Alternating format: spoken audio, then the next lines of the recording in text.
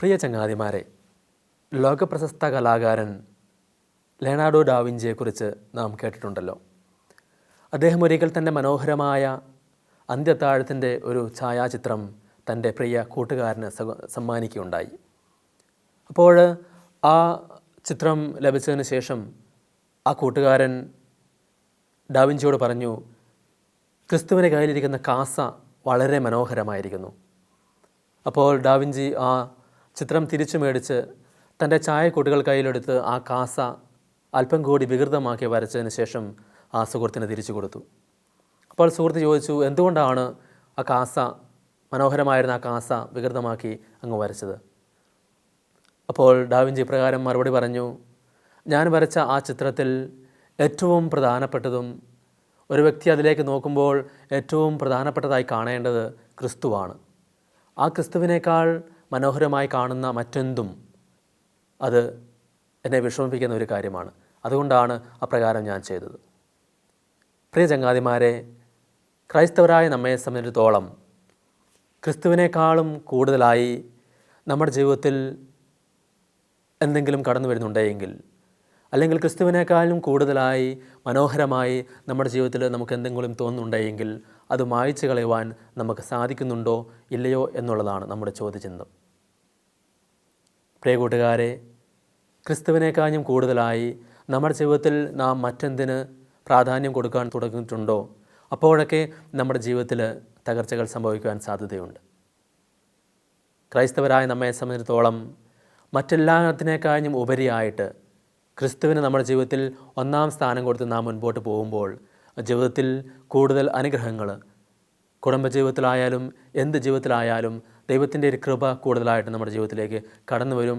അതുവഴിയായിട്ട് സന്തോഷപ്രദവും സമാധാനകരവുമായ ഒരു ജീവിതം നമുക്ക് നയിക്കുവാൻ സാധിക്കും എന്നതിൽ യാതൊരു സംശയവുമില്ല. ഒരിക്കലും ഒരു സഹോദരി എന്നോട് ഇപ്രകാരം പങ്കുവയ്ക്കുകയുണ്ടായി. ആ സഹോദരിയുടെ ഇളയ ആൺകുട്ടിയോട് ആ സഹോദരിക്ക് ഏറ്റവും കൂടുതൽ സ്നേഹമായിരുന്നു. കുടുംബത്തിൽ ഭർത്താവുണ്ട്, 2 ആൺമക്കളുണ്ട്. പക്ഷേ ഈ ഏറ്റവും ഇളയ ആൺമകനോട് ആ സഹോദരിക്ക് ഏറെ സ്നേഹമായിരുന്നു. മറ്റെന്തും ത്യജിക്കുവാൻ, ഒരുപക്ഷെ ഭർത്താവിന് വേണ്ട സമയം അല്ലെങ്കിൽ മൂത്ത മകനെ വേണ്ട സമയമൊന്നും കൊടുക്കാതെ ആ സഹോദരി ആ ഇളയ മകന് വേണ്ടി ജീവിക്കുകയായിരുന്നു. അപ്പോൾ അങ്ങനെ സന്തോഷകരമായ ഒരു കുടുംബജീവിതം മുൻപോട്ട് പോകുമ്പോൾ ഒരു ദിവസം അപ്രതീക്ഷിതമായി ആ മകൻ ഒരു ബൈക്ക് ആക്സിഡൻറ്റിൽ മരണമടയുണ്ടായി. അപ്പോൾ അതിൽ മനം നൊന്ത് ആ വീട്ടമ്മ വീണ്ടും നിരാശയിലേക്ക് വീണുപോയി.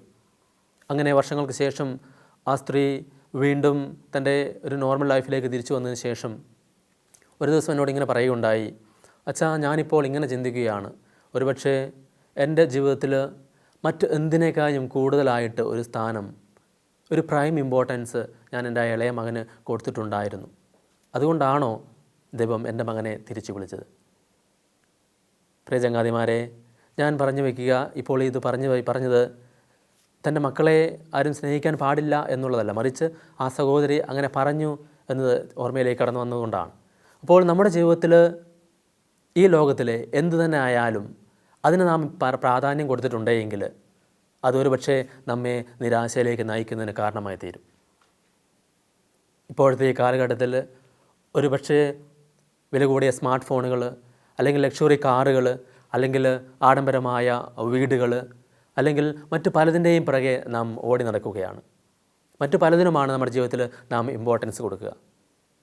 അങ്ങനെ വരുമ്പോൾ അത് ചിലപ്പോൾ നമുക്ക് നഷ്ടപ്പെട്ടു പോയേക്കാം. ജീവിതത്തിൽ നാം നിരാശയുടെ പടികുഴിയിലേക്ക് വീണു പോകുന്നതിന് കാരണമായി തീരും. അപ്പോൾ ജീവിതത്തിൽ എപ്പോഴും സന്തോഷം അനുഭവിക്കണമെങ്കിൽ, അല്ലെങ്കിൽ ജീവിതത്തിൽ എപ്പോഴും സന്തോഷത്തോടു കൂടി മുൻപോട്ട് പോകണമെങ്കിൽ അത് ജീവിതത്തിൽ ഒന്നാം സ്ഥാനം ക്രിസ്തുവിന് കൊടുത്ത് മുൻപോട്ട് പോകുമ്പോൾ മറ്റെല്ലാം നമുക്ക് അപ്രധാനമായി തീരും. അവയെല്ലാം വേണം, മറിച്ച് അവയെല്ലാം ഒരുമിച്ച് ക്രിസ്തുവിന് ഒന്നാം സ്ഥാനം കൊടുത്ത് ജീവിതത്തിൽ കൂടുതൽ കൃപയോടെ മുൻപോട്ട് പോകണമെങ്കിൽ അവന് നാം ഒന്നാം സ്ഥാനം കൊടുക്കേണ്ടിയിരിക്കുന്നു. പ്രിയ ചങ്ങാതിമാരെ, ക്രിസ്തുവിന് ഒന്നാം സ്ഥാനം കൊടുത്തുകൊണ്ട് ക്രൈസ്തവ മൂല്യങ്ങൾ ഉയർത്തിപ്പിടിച്ചുകൊണ്ട് ജീവിക്കുമ്പോൾ നമ്മുടെ ജീവിതത്തിൽ എന്ത് തന്നെ സംഭവിച്ചാലും നമുക്ക് സന്തോഷിക്കാൻ കാരണമായി തീരും.